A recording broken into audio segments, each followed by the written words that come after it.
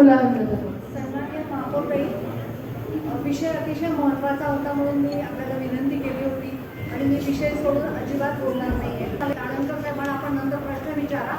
सातपूरच्या तिथे ती लाईन फुटते आणि ती लाईन पण बुधवारी किंवा गुरुवारीच फुटते. कळत नाही की लाईन असं माहितीये का कुठल्या वारी फुटायचं. बुधवारी किंवा गुरुवारी ती लाईन फुटते. महापौरताई, गुरुवारी ती लाईन फुटल्यानंतर शुक्रवार संपूर्ण ती लाईन दुरुस्त करण्यामध्ये जातो. शनिवारी आपल्याकडे पाणी पुरवठा नव्हता, रविवारी लोकांकडे विस्कळीत पाणी पुरवठा होतो.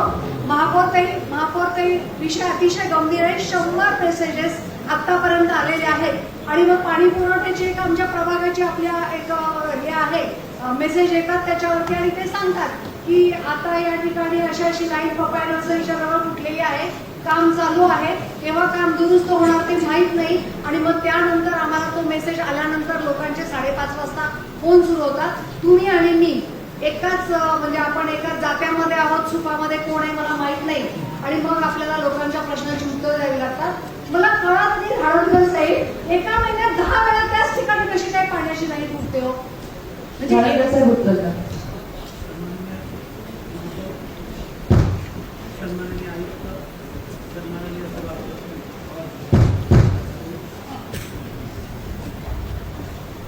बसल्या तर तुमचाही प्रश्न तोच असेल. मी तुमच्या उत्तराशी अजिबात सहमत नाहीये. टेक्निकल बाबतीत जरी तुम्ही सांगितलं, आयुक्तांनी विचारलं की तुम्ही किती तातडीने करताय आणि तुम्ही सांगता की तातडीने काम करतोय. 4 महिन्यापासून ठराविक दिवशी ठराविक वेळेला त्या ठिकाणी लाईन फुटते. त्याचं तुम्ही जे उत्तर देता त्याच्याशी आम्ही सहमत नाहीये. हे असं प्रत्येक वेळी का होतं आणि कशामुळे? कधी म्हणता की BSNLचं काम चालू आहे म्हणून लाईन फुटली, कधी म्हणता त्या काही बॉम्ब फुटला. म्हणजे प्रत्येक वेळी तुम्ही वेगवेगळे उत्तर देता. सन्माननीय महापौरताई, सन्माननीय आयुक्त मॅडम, विषय गंभीर आहे. लोकांना याच्याशी काही घेणं नाही की लाईन कशामुळे फुटते. आम्हाला याच्यावरती टेक्निकल भाषेमध्ये न सांगता कशा पद्धतीने यापुढे अशी लाईन फुटणार नाही आणि फुटली तर तुमच्याकडे काय व्यवस्था आहे किंवा ती लाईन फुटणारच नाही म्हणून तुमच्याकडे काही नवीन पर्यायी व्यवस्था आहे का याचं आम्हाला उत्तर द्यावं. आणि प्रत्येक वेळी ह्या आम्ही 7 आणि 12 नंबरचा प्रभाग जो सफरान होतो, जे नागरिकांना आम्हाला त्याबद्दल प्रश्न विचारतात याची उत्तरं आम्हाला द्यावी लागतात.